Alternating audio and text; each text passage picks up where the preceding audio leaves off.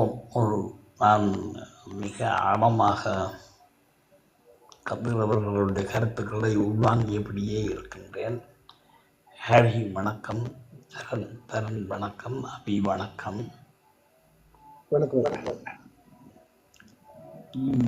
என்னுடைய கருத்து கபில் அண்ணா அவர்களுடைய கருத்தும் அந்த முயற்சியும் மிக பெருமை வாய்ந்தது. நான் அன்போடு ஏற்றுக்கொள்கிறேன். நான் சொல்ல முற்படுவது, எனக்கு என்னுடைய அறிவு பிரகாரம் நான் சொல்ல முற்படுவது, நாங்கள் இலங்கையினுடைய சுதந்திரம் பெற்றதிலிருந்து தமிழர்களுடைய இந்த தமிழர்களே அடக்குகின்ற ஒரு சூழலால் நாங்கள் எவ்வளவோ துன்பப்பட்டு இப்படியே இயக்கங்களாக, அரசியல் வாழ்க்கை இயக்கங்களாக மாறுபட்டு அந்த இயக்கங்கள் எல்லாம் எங்களுடைய தலைவர் அண்ணாவுடைய கட்டுப்பாட்டினாலையும் சில கடுமையான நடைமுறைகளினாலையும் எங்களுடைய மக்களை ஒருங்கிணைத்து 45,000க்கும் அதிகமான மாவீரர்களை நாங்கள் திவ்யாக விதைத்தது எல்லாமே தமிழ் மக்களுக்கான ஒரு தேசியம், சுயநிர்ண உரிமை, செல்ஃப் டிட்டர்மினேஷன், இந்த அடிப்படையில் நாங்கள் நாங்கள் அனைவரும் வளர்த்தெடுக்கப்பட்டு ஒரு கட்டத்தில் இந்த போராட்டம் பல விதமான வடிவங்களை கண்டு இறுதியாக உலகெங்கும் பறந்து வாழும் தமிழர்களுடைய கரங்களிலே மிக அழகாக ஒழுங்காக செல்வார்கள். அந்த திரண்டு வருகின்ற நிலைமையிலே எங்கே எங்களுடைய தேசியத்தை நிர்ணயப்படுத்த வேணும் என்கின்றது ஒவ்வொரு கரங்களிலும் இந்த புலம்பெயர்ந்த மக்களிடம் கொடுக்கப்பட்டிருந்தது. புலம்பெயர் மக்கள் தங்கள் வாழ்வை மிகவும் கொஞ்சம் ஆழமாக சிந்திக்க வேண்டும். நாங்கள் எல்லாரும் படித்து வேண்டும், டிகிரியில் ஒவ்வொரு வெளிநாட்டிலையும்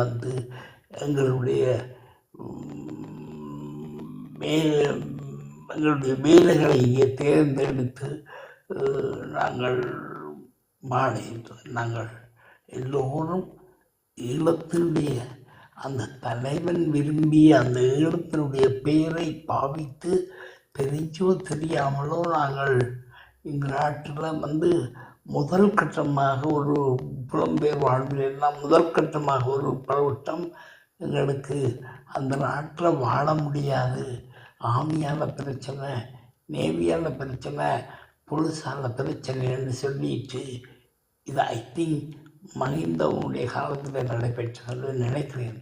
நாங்கள் எல்லோரும் அந்த அரசாங்கத்தில் அந்த சிங்கள அரசாங்கத்துக்கு கீழே நாங்கள் வாழ முடியாது என்கின்ற ஒரு பதிவை புலம்பெயர் வாழ்விலே பதிந்துவிட்டு, இது நாங்கள் தெரிந்து செய்த தவறு அல்ல, தெரியாமல் செய்த தவறு. இப்போ கதிரண்ணா அவர்கள் படியுங்க என்று சொல்வதற்கான காரணம் இதுவும் ஒன்றுதான். எல்லோரும் எந்த நாட்டில் இருந்தாலும் அந்தந்த இலங்கையினுடைய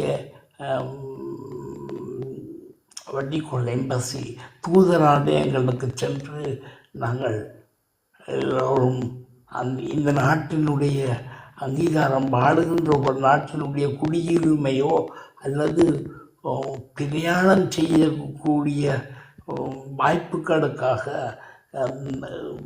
பாஸ்போர்ட்டை, கடவுச்சீட்டுக்களை நாம் பெற்றோம்.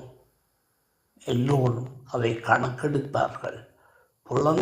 புலம்பெயர்ந்தவர்கள் அந்தந்த நாட்டின் குடியுரிமை பெறுவதற்கு முன்பாக பதிவிட வசதி பெற்ற உடனே இது அரசு பொறி, அந்த அரசு வைத்த பொறியிலே நாங்கள் மாட்டுப்பட்டோம். இலங்கை அரசாங்கம் வைத்த பொறியில் நாங்கள் மாட்டுப்பட்டோம். எத்தனையோ ஆயிரம் கடவுச்சீட்டுகள் இலங்கையாலே வழங்கப்பட்டது.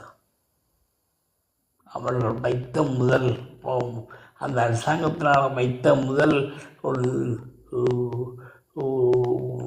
விட்னஸ், ஒரு சாட்சி என்னென்றால், நாட்டில் எந்த விதமான பிரச்சனையும் இல்லை, அரசியல் பிரச்சனைகளும் இல்லை, எல்லோரும் எந்த நேரத்திலும் இலங்கைக்கு வந்து போகலாம் தமிழர்கள் அனைவரும் என்கின்ற ஒரு சூழலை ஏற்படுத்தி கொடுத்தது சிங்களவர்கள் அல்ல, நாங்கள் தமிழர்கள். ஒன்று. ரெண்டாவது, நாங்கள் அந்த நாட்டுக்கு அதிகமாக 10 வருடங்கள் 15 வருடங்கள் 15 வருடங்களுக்கு பின்பு ஊரில் இருக்கக்கூடிய உறவுகளை பார்க்க வேண்டும், அன்னையை பார்க்க வேண்டும், தம்பியை பார்க்க வேண்டும் என்கின்ற அந்த அந்த அந்த அந்த ஆசை அதிலே வந்து ஒரு தரம் 2 தரம் என்கின்ற போது அந்த பிரயாணங்கள் கணக்கிடப்பட்டு இத்தனை தொகை மக்கள் சுமூகமாக வந்து போகிறார்கள். எங்களுடைய நாட்டிற்கு எந்த விதமான இனவாதமும் கிடையாது என்கின்ற 2வது கருத்தை உலக மேடைகளில் அரங்கேற்றினார்கள். இதற்கும் நாங்கள் தான் காரணமாக இருந்தோம். ஆக இதுபோல பல இங்கிருந்து பல பல பொருளாதார ரீதியாக இன்று பாருங்கள், இன்று இந்த நாட்டினுடைய யுத்த காலத்துக்கு பிறகு இந்த 16 வருடங்களுக்கு அப்புறம் அபிவிருத்தி என்கின்ற அடிப்படையிலே அரசாங்கம் உலக நாடுகளுக்கு நான் சர்வதேச விளையாட்டரங்கம் கட்டி கொடுக்கிறேன், இளைஞர்களை நல்வழிப்படுத்த போகிறேன், தீவிரவாதத்துக்கும் பயங்கரவாதத்திற்கும் அடிபட்டிருந்த இளைஞர்களை நாம் வேறு ஒரு யுத்தம் முடிந்ததும் வேறு அவர்களுக்கான அரசியலிலே, அதாவது உலக அரசியல் வாழ்விலே இருக்கக்கூடிய ஒலிம்பிக் போன்ற அந்த விளையாட்டுக்களை போல எங்களுடைய தமிழர்களுக்காக அவர்களுக்கு கடன் அமைத்துக் கொள்கிறேன். இன்று கடவுச்சீட்டினுடைய ஆபீஸ்கள் தந்தோர்கள் அங்கே எல்லாம் உருவாக்கி அவர்களுடைய சுமையை, அரசியல் தாக்க சுமையை நாங்கள் குறைந்திருக்கோம் என்ற போன்ற இந்த இவையெல்லாம் உலகத்துக்கு ஒன்று மறந்துடாதீங்க, இவையெல்லாம் உலகத்துக்கு கொண்டு வருவதற்கு இந்த அரசாங்கம் முயற்சி பண்ணி கொண்டிருக்கின்றது. ஆனால் உலகத்தின் பூமியில் உலகத்தில் இருக்கக்கூடிய சகல நாட்டுகளிலேயும் நாங்கள் வாழுகின்றோம், ஈழத்தமிழர்கள் வாழுகின்றார்கள். இது இந்த பொறிமுறைகள் இந்த இதுகளை பரிபூர்ணமாக நாங்கள் புரிந்து கொள்ள வேண்டும். ஹரி சொன்னது போல இந்த அதி உயர் தொழில்நுட்பம் எங்களுடைய கரங்களிலே தவழுகின்றது. ஆனால் ஒற்றுமை மற்றும் வேறு வேறு தளங்களாக பிரிந்து நிற்கின்றது. இந்த ஒற்றுமையை கூட எங்களுடைய தலைவன் ஏற்படுத்தி தந்தது. எனக்கு ஒரு சின்ன கேள்வி இந்த கதிரையாற்ற எனக்கு மனதில் இருக்க சந்தேகத்தை தான் நான் கேட்குறேன். ஐயா, நீங்கள் நான் இருக்க வேண்டிய இடத்துல இருந்து நீங்கள் வேறு தண்டனை அனுபவித்து இன்று பகிரங்கமாக இந்த தளங்களில் கருத்தரங்களை செய்து வருகின்றீர்கள் ஐயா. தலைவர்கள் இருக்கின்ற பொழுது இந்த உலகம் பூராகவும் தலைவருடைய கட்டுப்பாட்டுக்குள்ளே ஈழத்தமிழர்களை புலம்பெயர்ந்து வாழ்ந்தாலும் கட்டுப்பாடாக வைத்திருந்தவர். அப்படி கட்டுப்பாடாக வைத்து இந்த உலகத்தில் இருக்கக்கூடிய அத்தனை பேரை இயக்கி இறுதி வரை உலகத்தை நோக்கி பல வார்த்தைகளை பேசி மிக கையிலே கனிந்து வரும் கனியாக கொடுத்தவர். கையிலே கனிந்து வரும் கனியாக கொடுத்தவர். அதை தொடர்ச்சியாக அந்த அந்த அந்த 2009க்கு அடுத்த கட்ட நடவடிக்கையாகவே 30 வருடங்களுக்கு குறையாமல் அவர்கள் சிந்தனையில் உணர்ந்து இந்த தனி ஈழ கோரிக்கை நான் மட்டும் இங்கே போராட முடியலாமே தவிர, ஆனால் இந்த போராட்டத்தின் வடிவமாக இதை சர்வதேச ரீதியாக யூனோ போன்ற அரங்கங்களிலே எங்களுடைய தனியிட கோரிக்கையை அரங்கேற்றப்பட வேண்டும். அதற்கான காரணம் ஜெனோசைட், இன அழிப்பு என்பது வரை கொண்டு அவர் நினைத்தால் எங்கேயோ அந்த போராட்டத்தை, அந்த யுத்தத்தை நிறுத்தி இருக்கலாம். ஆனால் ஜெனோசைட், இன அழிப்பு என்பதை நாங்கள் பயங்கரவாதிகள் அல்ல, நாங்கள் விடுதலை போராளிகள் என்று இறுதி கட்டத்திலே ஒரு ஃப்ளைட்டை எழுப்பி கொண்டு வந்து பீப்புள் பேங்குக்கு பக்கத்தில் போட்டவருக்கு ஒரு ஆர்மி கேம்பில் போட முடியாமல் என்றல்ல, அங்கேயும் கூட திட்ட தெளிவாக உலகத்தை நோக்கி we are not terrorists, we are freedom fighters என்பதை திட்ட தெளிவாக சொன்ன தலைவன் அதை தொடர்ந்து கடைபிடிக்க முடியாமல் போய்விட்டதே. அந்த ஆதங்கம் உங்களிடம் நான் பார்க்கிறேன்.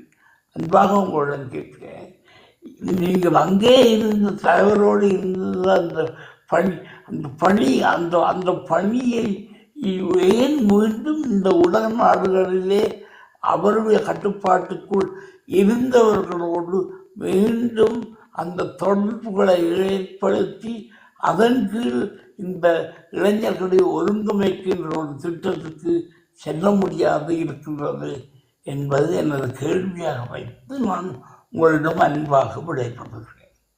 மிக்க நன்றி.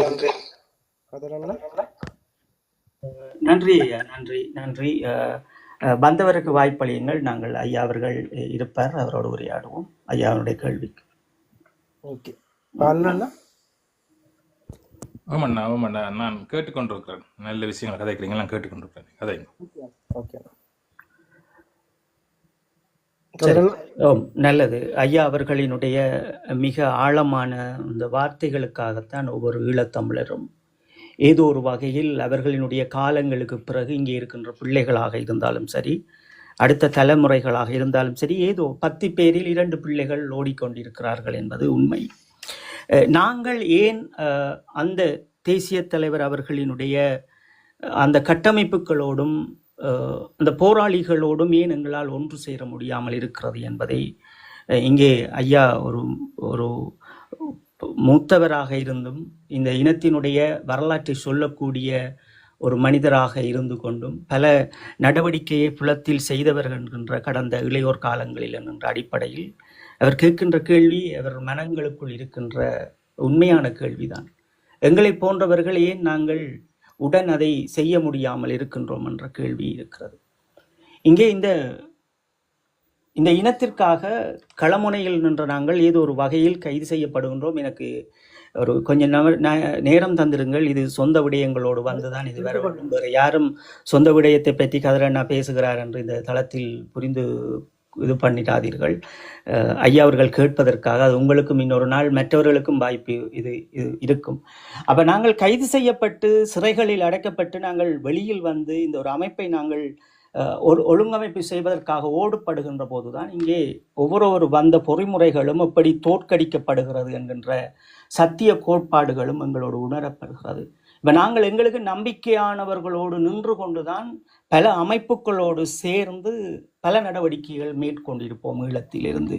அது ITJP என்கின்ற ஒரு ஆவணமாக இருந்தாலும் சரி, ஐக்கிய நாடுகள் சபைகளுக்கு, அதற்கு பிறகு நாங்கள் சிறைகளில் இருந்து முதல் வந்த பொறிமுறைகளாக இருந்தாலும் சரி, அதற்கு பிறகு இந்த பொறிமுறைகளை எப்படி கையாள வேண்டும், 2014 அமெரிக்காவோடு வந்த இந்த 25 தீர்மானங்களாக இருந்தாலும் சரி, இப்படி இதற்கு பிறகு நாங்கள் எப்படி நின்று தனிமையாக போராடப் போகின்றோம் என்ற ஒரு எண்ணங்களோடு அந்த அணிகளுக்குள் இருந்த நாங்கள் யாரை நம்புவது என்கின்ற ஒரு நம்பிக்கையின் ஏற்பாட்டில் நாங்கள் நண்பர்களாக இறுதி வரை களமுனையில் நின்றவர்களும் நண்பர்களுமாக ஒரு அணியில் நின்றவர்களை மட்டுமே பயணித்து செயல்பட வேண்டிய ஒரு தேவை இருந்தது. அதற்கு பின் ஆனால் எல்லா போராளிகளுக்கும் எல்லா மக்களுக்கும் உணவுகள் அவர்கள் எங்களுடைய வாழ்வியலுக்காக ஒன்று நிற்பதற்காக ஒன்று நின்றோம். அதே போன்று பல போராட்டங்களிலும் இந்த OM அமைப்பை காணாமல் வலிந்து காணாமல் பட்ட அமைப்பை கொண்டு வருவதற்கு எதிர்த்து கொண்டு நின்ற முதலாவது மனிதராக நான் அந்த ஈழத்தில் நின்று எதிர்த்து கொண்டிருந்தேன். இப்படி பல பிரச்சனைகளை தாண்டித்தான் எங்களுடைய செயல்பாடுகள் எங்களுடைய மண்ணில் இருந்தது. அது எங்களுடைய ஒரு சில நீதியரசர்களும் அரசியல்வாதிகளும் எமக்கு பக்கபலமாக இருந்து கொண்டு நாங்கள் கொடுக்கின்ற அந்த தடயங்களும் அவர்கள் மொழிபெயர்ப்புகின்ற விடயங்களும் என்று அவர்களும் ஒரு முயற்சி செய்து இதை உலக தேசத்திற்கு ஏதோ ஒரு வழியில் இவர்களை வைத்து கொண்டு செய்ய வேண்டும் என்று நாட்டை பொறுத்தளவில் வடக்கு கிழக்கை பொறுத்தளவில் ஒரு பயத்தோடும் குடும்பத்தை பாதுகாக்க வேண்டும் என்ற எண்ணங்களோடும் மறைமுகமான செயல்களோடும் அந்த தடயங்களை சேர்த்து இந்த உலகப்பரப்பில் இருந்த சில நல்ல மனிதர்களிடம் நாங்கள் கையளிக்க வேண்டிய தேவை இருந்தது. பல அமைப்புகள் அந்த அமைப்புகளை இங்கே சுட்டிக்காட்ட முடியாது. அதனால்தான் அந்த அறிக்கையை நான் ITJP என்கின்ற அறிக்கை என்பது அது எல்லோருக்கும் தெரியும். அதிகமாக இந்த ஐக்கிய நாடுகள் சபைகளுக்குள் பயணித்தவர்களும் அரசியலில் பயணிப்பவர்களுக்கும் விளங்கும். இந்த அறிக்கை சுவிட்சர்லாந்தில் இருந்து அது எப்படி வெளியாகியது என்றும் 2017 உங்களுக்கு எல்லாருக்கும் தெரியும் என்று நினைக்கின்றேன். அதற்கு பிறகு எடுத்த முடிவுகளும் இதுக்கு இடையில் இன்று நாங்கள் கடந்த ஆண்டு முன்பு இங்கே வந்து சாட்சியங்களாக அவர்கள் இந்த ஐக்கிய நாடுகள் சபைகளுக்குள் நிற்கின்ற விடயங்களும் வந்து என்னால் முடிந்ததை என்னுடைய இனத்திற்காக மடிந்தவர்களுக்காக நான் செய்ய வேண்டும் என்று ஓடுகின்ற விடயங்கள். இதற்குள் நான் யாரை இழுப்பது? அப்ப நல்ல பிள்ளைகளை நாங்கள் தேர்வு செய்கின்றோம். தரன் போன்ற பிள்ளைகள், அவர்களை பல இடங்களில் நாடுகளில் இருக்கின்ற பிள்ளைகளை தேர்வு செய்கின்றோம். ஒரு சிலரை தேர்வு செய்வதற்கு காரணம் என்னவென்றால் நாங்கள் செல்லுகின்ற பாதையில் அவர்கள் வேறு ஏதும் விதங்களாக நின்று குறுக்க வந்து விழுந்தால் அது மறைக்கப்படும். அதன் ஒரு வழி நான் சொல்லியிருப்பேன். கடந்த ஆண்டு நான் தேர்தலில் சொல்லியிருப்பேன்.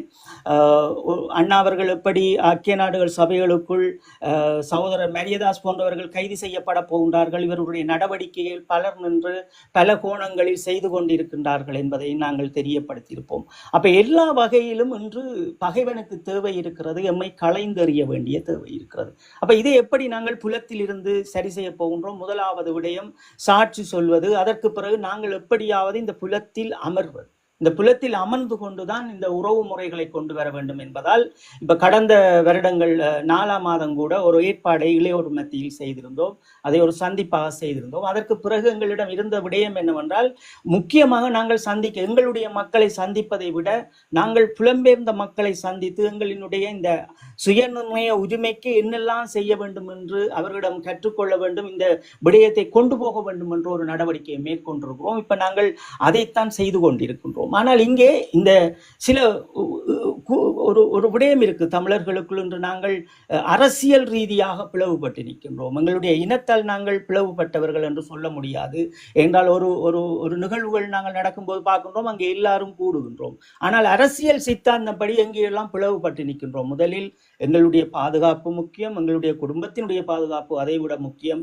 இந்த மண்ணுக்காக நாங்கள் பட்ட வேதனையை விட குடும்பங்கள் பட்ட வேதனைகள் அதிகம் என்பதால் சில விடயங்களை நாங்கள் நேரடியாக அவர்களோடு உரையாடி எங்களுக்குள் கொண்டு வர முடியாமல் சில தம்பி தரன் போன்றவர்கள் இளையோர்களை வைத்து கொண்டுதான் இந்த காயை நாங்கள் அப்படியே நகர்த்தி கொண்டிருக்கின்றோம். இது இப்படியே மறைந்து நிற்பதில்லை. இது நாங்கள் போகின்ற பாதை, அந்த பாதைகள் உருவாக்கப்படுகின்ற போது நாங்கள் உங்கள் முன்னும் அவர்கள் முன்னும் நாங்கள் நிச்சயமாக வந்து நிற்போம்.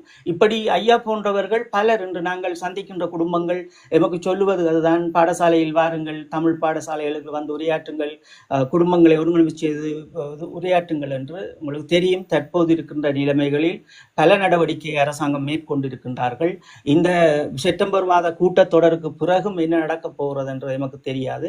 இருந்தாலும் நாங்கள் ஏதோ ஒரு வகையில் இந்த புலத்தை நம்பி, இந்த ஐக்கிய நாடுகள் சபையை நம்பிக்கொண்டுதான் அடுத்த தலைமுறையினுடைய பாதுகாப்பை நாங்கள் நிறுவ வேண்டிய ஒரு தேவை இருப்பதால் உலக தேசம் எங்கும் எங்களுடைய காய நடக்குது. எல்லாரும் ஐயா போன்றவர்கள் அல்லது பவான் போன்றவர்கள், தரன் போன்றவர்கள், இல்லை தம்பி வேற போன்றவர்கள் எல்லோரும் ஏதோ ஒரு வகையில் ஏதோ ஒரு பணியை செய்ய போகிறீர்கள். நாங்கள் செய்ய தொடங்கி இருக்கின்ற பணி இதுதான். குறிப்பிட்ட இளையோர்கள் மத்தியில் ஒரு ஒன்று கூட நடத்துவது, ஊடகங்களிலும் அதை சரிபட செய்வது. அதைவிட இந்த புலத்தில் நாங்கள் முக்கியமாக இன்று கல்வி கற்றுக்கொண்டிருக்கின்ற பல்கலைக்கழக மாணவர்களாக இருந்தாலும் சரி, பட்டம் பெற்றவர்களாக இருந்தாலும் சரி, ஒரு ஒன்று கூடலை சுமூகமான முறையில் ஏற்படுத்தி எங்களினுடைய இந்த முக்கியமான விடயங்கள் எங்கே நாங்கள் இந்த பொறிமுறைகளுக்குள் தட்டப்பட்டிருக்கிறது. உறுப்பு நாடுகளினுடைய ஒற்றுமை, அவர்களுடைய அன்பு எந்த வகையில் பேணப்படும் என்கின்ற ஒரு வேலை திட்டத்தை தான் நாங்கள் இன்று எதிர்நோக்கி கொண்டிருக்கின்றோம். மீண்டும் நாங்கள் எங்கள் மக்களோடு ஐயா அவர்கள் சொல்லுகின்றது போல் எவ்வளவு விரைவாக இதுகளை செயல்படுத்த வேண்டுமோ நாங்கள் அவ்வளவு விரைவாக நிச்சயமாக செயல்படுத்துகின்றோம். ஆனால் மனங்களுக்குள் நிறைய பயங்கள் இருக்கிறது, பல கொலைக்களங்கள் இங்கே நடந்திருக்கிறது. அதனால் உங்களுக்கு தெரியும், ஒரு சிறையில் இருந்து வருவது அவ்வளவு இலகுவல்ல. குடும்பத்தில் பல வேதனைகளை தாண்டி நாங்கள் வெளியில் நின்று முன்புக்குள் வந்து நிற்கின்றோம்.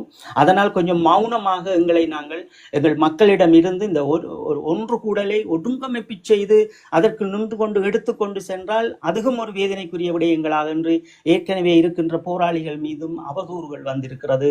அவர்களினுடைய அணிகளை எல்லாம் அவர்கள் கையாண்டிருக்கின்றார்கள், அவர்களுடைய அமைப்புகளை கையாண்டிருக்கிறார்கள் என்பதால் நாங்கள் ஒரு தனித்துவமாக நின்று கொண்டு இதற்குள் போய்கொண்டிருக்கின்றோம். எங்களுக்கு பின் பல நீதியரசர்கள் இருக்கின்றார்கள், பல அரசியல்வாதிகள் எங்களுடைய மண்ணில் இருக்கின்றார்கள். ஆனால் அவர்களுக்கு தெரியும், தமிழீழ விடுதலை புலிகளில் இருந்த போராளி தங்களுக்கு அரசியல் ரீதியாக அவர்கள் எதுவும் செய்ய மாட்டார்கள், எங்களுடைய மக்களின் விடுதலைக்காக அவர்களோடு நாங்கள் நிற்க வேண்டும் என்று நல்லுள்ளங்கள் எங்களோடு நின்று இதுவரை பயணித்துக் கொண்டிருக்கின்றார்கள். பார்ப்போம் ஐயா, அந்த காலங்கள் நேரங்கள் நாங்கள் வரும் என்று நம்பிக்கொண்டு ஓடிக்கொண்டிருக்கின்றோம் ஐயா.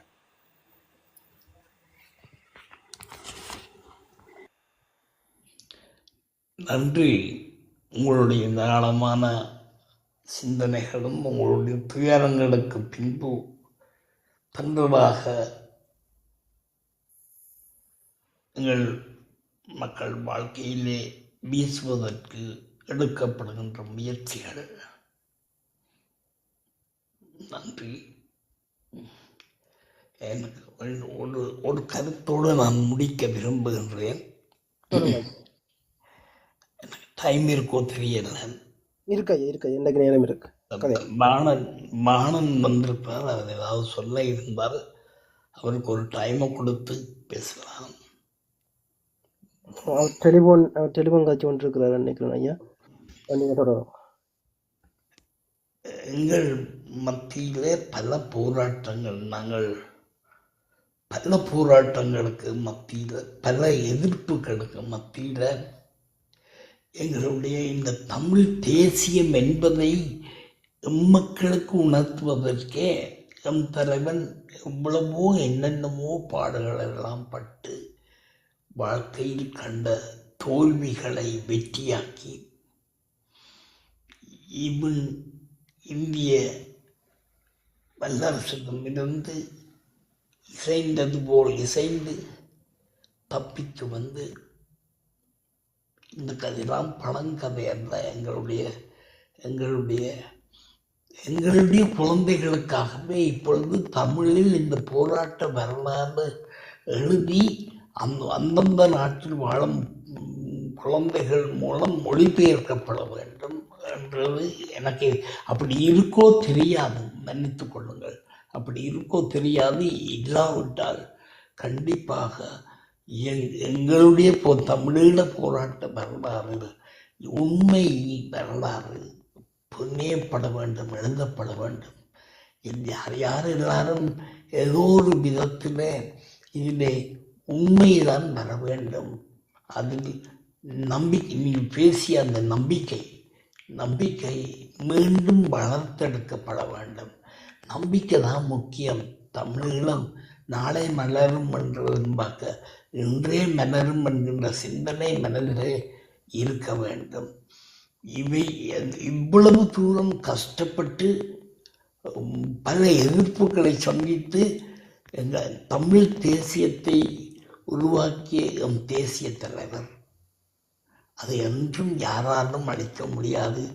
நாங்கள் தமிழ் மக்கள் தேசியத்தை கண்டிப்பாக பாதுகாப்போம் என்ற நம்பிக்கையில் அந்த மகான் இந்த இந்த போராட்டத்திலே எல்லாவற்றையும் இழந்து, நீங்கள் பேசிய அந்த குடும்பங்கள் அத்தனை தன்னுடைய குடும்பங்கள் என்றது மட்டுமல்ல, அவருடைய கண்காணிப்பிலே எத்தனையோ 1000 குடும்பங்கள் வாழ்ந்தது. மாவீரர்களாக போனார்கள், மாவீரர்கள் அல்லாது ஊனமுற்று போனார்கள். இன்றும் இந்த போராட்டத்திலே இருந்து தப்பி முன்னாள் போராளியாக போனார்கள். இவ்வளவத்தையும் அந்த இறை என்கின்ற பெருநிலையிலே இருந்து அவர் பார்த்து கொண்டுதான் இருக்கிறார், அல்லது அறிந்து கொண்டுதான் இருக்கின்றார். அந்த அந்த விவகாரத்துக்குள் நான் போகல. ஆனால் ஒவ்வொரு தமிழ் மக்களுக்கும் அன்பார்ந்த வேண்டுகோள், நான் ஒரு மனிதனாக, ஒரு தமிழனாக ஒரு கருத்தை மட்டும் முன்வைக்கிறேன். நாங்கள் வலியோடு பிறந்தவர்கள். எப்படிப்பட்ட வலி என்றால், பெறுகின்ற வலியை ஒரு தாய் எவ்விதம் உணர்கின்றாளோ, தாங்குகின்றாளோ, அதைவிட ஒரு மோசமான வலியை சந்தித்தவர்கள் நாங்கள். ஒரு குழந்தை கிடைப்பதற்கு அது இலகுவான முறையில் நார்மல் டெலிவரி, அதாவது இயற்கையான முறையில் அந்த பிரசவம், அந்த குழந்தை நடைபெற்றால் எவ்வளவு சந்தோஷமோ, அப்படி கிடைக்காத ஒரு சந்தர்ப்பத்திலே நாம் ஆயுத போராட்டம் என்பதை ஆப்ரேஷன் பண்ணி அந்த குழந்தையை வெளியெடுப்பது போல் அந்த முயற்சியிலும் ஆயுத போராட்டத்தையும் நடைமுறைப்படுத்தி இந்த உலகத்துக்கு நாம் யார் என்பதையும் காட்டி தந்தவர் அந்த தலைவர். அவருக்கு நாம் செய்கின்ற பிரதி உபகாரம் என்ன? ஒவ்வொரு மனிதனும் ஒவ்வொரு உதவியை செய்கின்ற போது குடும்ப ரீதியாக அதற்கு பிரதி உபகாரம், அதுவும் புலம்பெயர் வாழ்விலே இங்கே இருந்து நாங்கள் ஊருக்கு செல்லுகின்ற போது ஒரு சாக்லேட்டையோ அல்லது எதையோ வாங்கி ஏதோ ஒரு பொருளை அறிந்தவர்களுக்கு, நண்பர்களுக்கு, ஆசிரியர்களுக்கு, குடும்பத்தை அப்படி வாங்கி செல்வது போல எம் தலைவனுக்கு நாம் எதை கொடுக்க போகிறோம்? தமிழ் தேசியம் என்கின்ற ஒற்றுமையான பலத்தையா? அண்ணா, நீ போராடி தந்தாய், நான் இன்று நிம்மதியாக வாழுகிறேன், சுதந்திரமாக வாழுகிறேன், நீ கண்ட கனவின் பிரகாரம் நான் வாழுகிறேன் என்கின்ற செய்தியை நாம் சொல்ல போறோமா?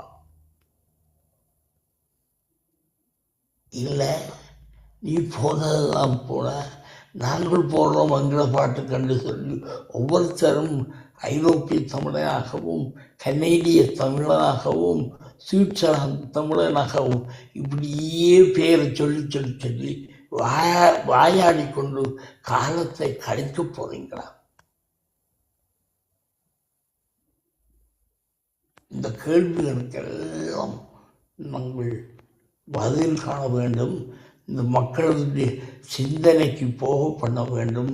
எங்களுடைய ஈழப் போராட்டத்து வரலாற்றையோ அல்லது நாம் தமிழர்தான் என்பதை நிரூபிக்க வேண்டிய தேவைகளோ இல்லை. ஏனென்றால் 1 வருடமல்ல, 2 வருடமல்ல, 3 சகாப்தங்கள் இந்த போராட்டத்திலே ஒவ்வொருவரும் இப்போ நாம் அந்த போராட்டத்தை இழந்து நிற்பது குறைஞ்சது 15 வருஷம்தான். அது கூட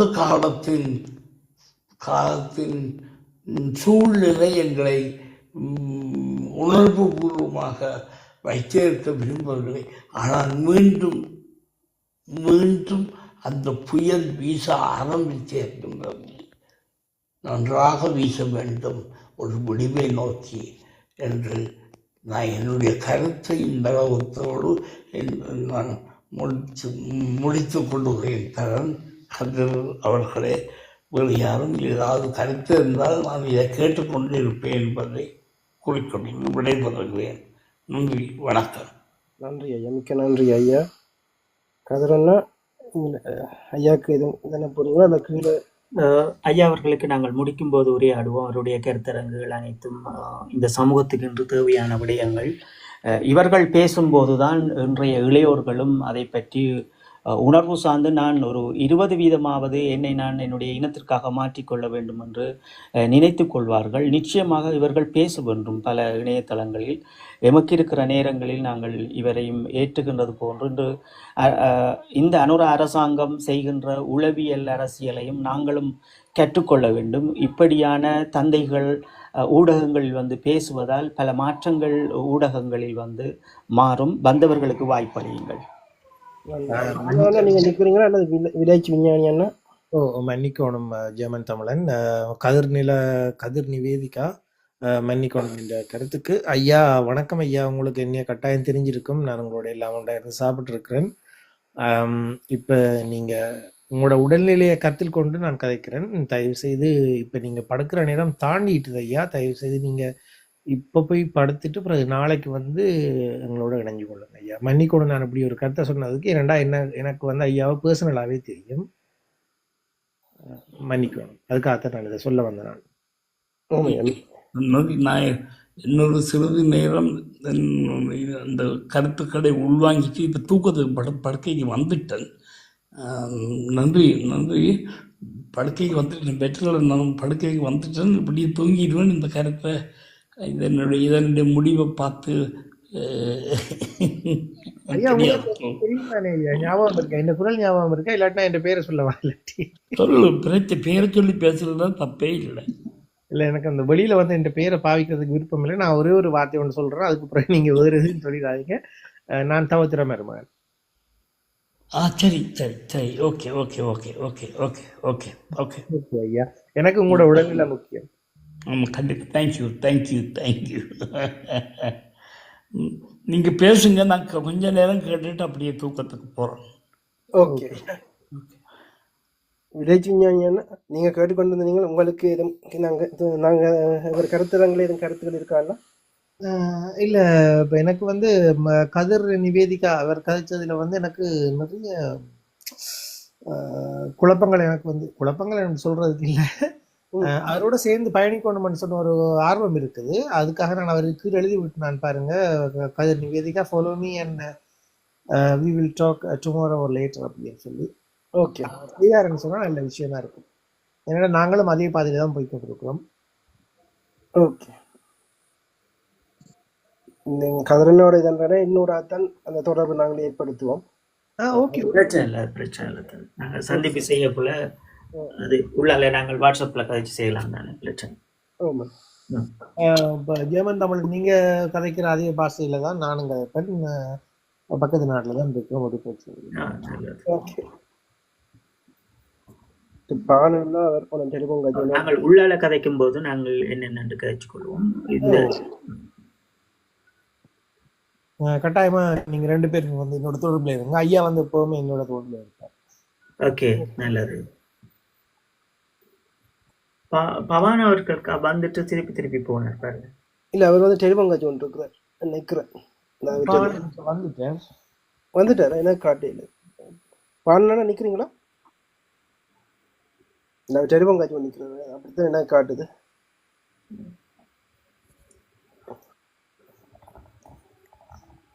ஓகே, இப்போ நானும் படுக்கிறதுக்கான டைம் ஆகுது. சரி, நீங்க உங்களோட நேரங்கள் எடுத்துக்கொள்ளுங்க. ஓகே. விரும்பினவங்க என்னைய ஃபாலோ பண்ணிக்கொள்ளுங்க. அப்பதான் எனக்கு தெரியும். எனக்கு தெரியாது யார் என்ன ஏது. கொஞ்சம் இருந்தால் நான் பார்த்து கொண்டு இருந்தேன். Okay okay.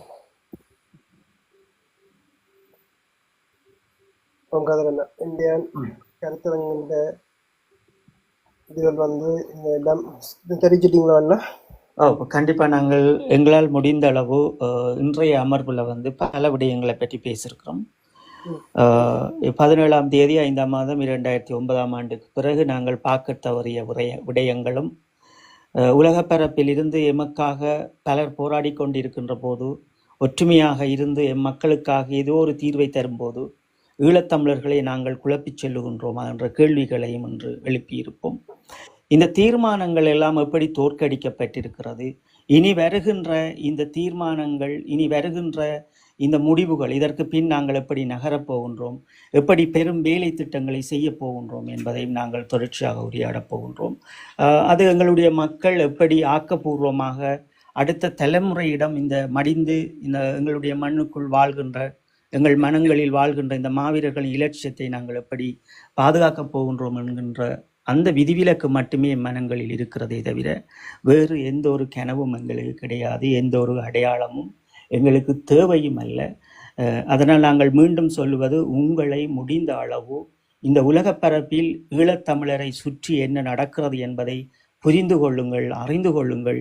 மிக விரைவில் யாரோ ஒரு அமைப்பைச் சேர்ந்த நீங்கள் இந்த இணையதளங்களை கண்டிப்பாக உருவாக்கி கொண்டு அது இந்த ஐக்கிய நாடுகள் சபை என்பது என்ன என்பதை அது எங்கள் மக்கள் படித்து கொள்ள வேண்டும்.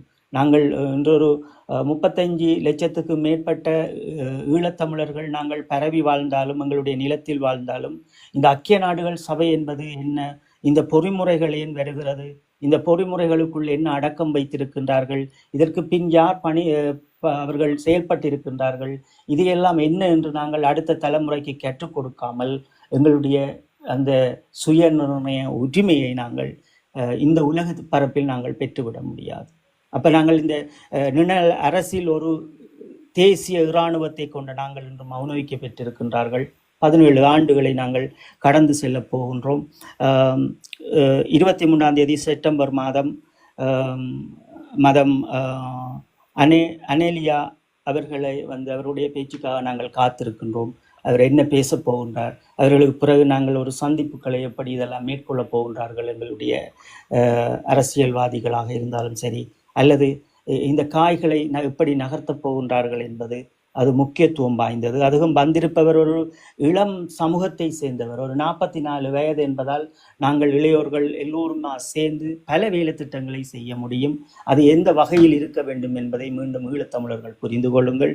எங்கே கதவு பூட்டப்படுகிறதோ இன்னும் ஒரு புறம் எங்களுக்காக பல கதவுகள் திறக்கப்படுகிறது. அப்போ செப்டம்பர் மாதம் வருகின்ற பொறிமுறை அது இலங்கை அரசாங்கத்திற்கு சாதகமாக வந்தாலும் அவர்கள் நடத்திய அத்தனை நாடகங்களுக்கும் ஒவ்வொரு ஈழத்தமிழரும் துணை நிற்பதும், எங்களுடைய மண்ணை இன்று இந்த நிகழ்ச்சி நிரல் என்று சொல்லிக்கொண்டு அவமதிக்கின்ற வேலைகளையும், அன்புக்குரிய என் உறவுகள் புலத்தில் இருக்கின்ற மக்கள், இந்த யாழ்ப்பாணத்தில் இன்று நடைபெறுகின்ற நீங்கள் ஒரு ஆண்டுகளில் ஒரு நிகழ்ச்சியை செய்தால் பரவாயில்லை, ஆனால் முக்கியமான தருணங்களில் அதை மூடி மறைப்பதும், இன்று எங்கு திரும்பினாலும் அந்த இசை நிகழ்வு இருப்பதையும் தவிர்ப்பதற்கு ஏதேனும் ஒரு வழியை தொடருங்கள். அவர்களுக்கு பணம் கொடுக்கின்ற இந்த புலத்தில் இருக்கின்ற இந்த பண முதலைகள், நான் உங்களை அதைத்தான் சொல்லுவேன், என்னை வேறு எதுவும் நினைக்காதீர்கள், நீங்கள் எல்லாம் ஒரு பண முதலைகள். எந்த விடயத்திற்காக என் மக்களுக்காக அந்த பணத்தை எதை நான் சரியாக செய்ய வேண்டும் என்று புரியாமல், அதை பக்குவப்படுத்தாமல், எங்களுடைய நிலப்பரப்பையும் எங்களுடைய மண்ணில் வாழுகின்ற அடுத்த தலைமுறைகளுக்கும் அரசியலையும் ஒழுக்கங்களையும் கற்றுக் கொடுக்காமல் இப்படியே வைத்திருக்கின்ற இந்த பண முதலைகள், முதலில் நீங்கள் மாறாமல் இங்கே எதுவும் மாறப்போறது அல்ல. முதல் உங்களை மாற்றிக்கொள்ளுங்கள். எமக்காக ஓடித்திரிகின்ற இந்த புலம்பெயர் தேசத்தில் இருக்கின்ற மொழிகள் அறியாத மனிதர்கள், ஈழத்தமிழர்களின் சுயநிர்ணய உரிமைக்காக ஓடித்திரிகின்ற போது எம்மவர்கள் மட்டும் ஏதோ இந்த நிகழ்வுகளுக்கு பின்னால் ஓடித்திரிகின்றான் என்ற மனவேதனையோடு இன்று நான் நிறைவு செய்ய போகின்றேன். வந்தவர்களுக்கும் கீழே நின்று பார்த்து கொண்டிருந்தவர்களுக்கும் பலர் எழுதியிருப்பார்கள், உங்களுக்கு நாங்கள் நன்றியை தெரிவித்து கொண்டு முதலில் தரனவர்களுக்கு தொடர்ச்சியாக என்னோடு பல அமர்வுகளில் கலந்து கொண்டிருக்கின்றார். நாங்கள் இது தொடர்ச்சியாக செய்ய போகின்றோம். தன்னுடைய நேரங்களை ஒதுக்கி இருக்கின்றார். நான் குறிப்பிட்ட விடயம் இந்த 30 தீர்மானம், 34 தீர்மானம், 40 தீர்மானம், 46 தீர்மானம், 51 தீர்மானம், தயவு செய்து வடக்கு கிழக்கில் இருக்கின்ற இளையோர்களாக இருந்தாலும் சரி, புலத்தில் இந்த ஊடகங்களில் நின்று பயணிக்கின்றவர்களாக இருந்தாலும் சரி, அதுகளை கண்டிப்பாக ஓரளவாவது நீங்கள் கற்றுக்கொள்ளுங்கள், படித்து கொள்ளுங்கள். இனி இந்த புது ஆண்டு எமக்கு என்ன நடக்கிறது என்ற சூழ்ச்சியிலிருந்து நாம் விடுதலையாக வேண்டுமென்றால் எம் மக்கள், எம் உறவுகள் எமக்காக என்னெல்லாம் செய்திருக்கின்றார்கள் என்ற அந்த வலுக்கள் உங்களுக்கு தெரிய வேண்டும். ஒரு வலு எது என்றால் தான் நாங்கள் அந்த இலட்சியத்தை தூக்கி ஓட வேண்டும். இன்னொருவரின் பிள்ளை தானே இந்த மண்ணுக்குள் வாழ்கிறது என்பதால் தான் நீங்கள் இவ்வளவுக்கு ஒரு மனதில் ஒரு பலி இல்லாமல் இந்த இப்படி ஓடித்திரீர்கள் என்று நான் நினைக்கின்றேன். தயவு செய்து உங்களை மாற்றிக்கொள்ளுங்கள். நீங்கள் எல்லோரும் ஈழத்தமிழர்கள். 20% மட்டுமே ஒரு நாளில் அரை மணித்தியாலமோ 1 மணித்தியாலமோ நீங்கள் எங்கள் மண்ணுக்காக சேவை செய்தால் போதும் என்ற உண்மை கருத்தோடு இன்று நான் விடைவு பெறப் போகின்றேன். நன்றி தரன். வந்தமைக்கும் அனைவருக்கும் நன்றி. நன்றி கதிரண்ணா. வில்லேஜ் விஞ்ஞானியான நீங்கள் கருத்து சொல்ல போறீங்களோ? கதிரனோட கருத்துக்கள் வந்து எங்களுக்கு வந்து அப்படியே கவர்ந்து கொண்டு போகுது. அதால நான் இந்த இதில் தொடர்ந்து பயணிக்கணும்னு நான் நினைக்கிறேன். இப்போ நீங்கள் சொன்னீங்க ஜெயமன் தமிழன் வந்து அவர் உங்கள் மூலமாக தான் அவரை தொடர்பு கொள்ளலாமென்று. கட்டாயம் எங்களோட தொடர்பில் இருங்க. கதிரனோட ஆசை எதிர்பார்ப்பு அதே மாதிரி தான் எங்களுக்கும். எனக்கு வந்து கூட கருத்து சொல்ல விருப்பம் இல்லை. என்னன்னு சொன்னால் இது ஒரு புதுருவிகளும் வந்து காட்டி கொடுக்குற ஆக்களும் வந்து பார்க்குற தலைமை இருக்குது. அதில் நாங்கள் வந்து அதை உள்ளுக்குள்ளேயே செய்வோம். உள்ளுக்குள்ளேயே செய்வோம். ஆனதுன்னா நீங்கள் நிற்கிறீங்களா, உங்களோட கருத்து எதுவும் சொல்ல போகிறீங்களா? நான் ஒருவரன்னா நீங்கள் எதுவும் கருத்து சொல்ல போகிறீங்களா, அல்லது வந்து இந்த அமர்வது நாங்கள் நன்றி நன்றி. நான் நீங்கள் முடித்துக் கொள்ளும். நன்றி நன்றி நான் ஒருவரண்ணா, நன்றி கதிரண்ணா, நன்றி விலைக்கு, நன்றி பாடல், நன்றி ஐயா அவர்கள். அவர்களோட கருத்துக்கு மிக்க நன்றிகள். மற்றும் கலந்து கொண்ட ஹரி அண்ணா, ஒன்றும் மற்ற டொமினிக் அண்ணா, அந்த அந்த அண்ணா 2 பேரும் உங்களை ரக்க வேண்டியதுக்கு மன்னிக்கவும். நாங்கள் வந்து நாகரிகமாக இருந்தபடியால் அந்த உங்களோட இதுகள் வந்து உங்களுக்கு பிரியாப்படலாம். ஆனால் இந்த தடம் வந்து நாங்கள் ஒரு அடுத்த சமூகத்துக்கு ஒரு முன்னுதாரணமாக கொண்டு போகிறபடியால் அநாகரிகமான வார்த்தைகளை வந்து எங்கள் தளத்துக்குள்ள வந்து அனுமதிக்க முடியாது என்ற ஒரு கருத்தை வந்து பதிவு செய்து கொண்டு மீண்டும் ஒரு அமர்வு வந்து மீண்டும் சந்திப்போம். நன்றி, வணக்கம்.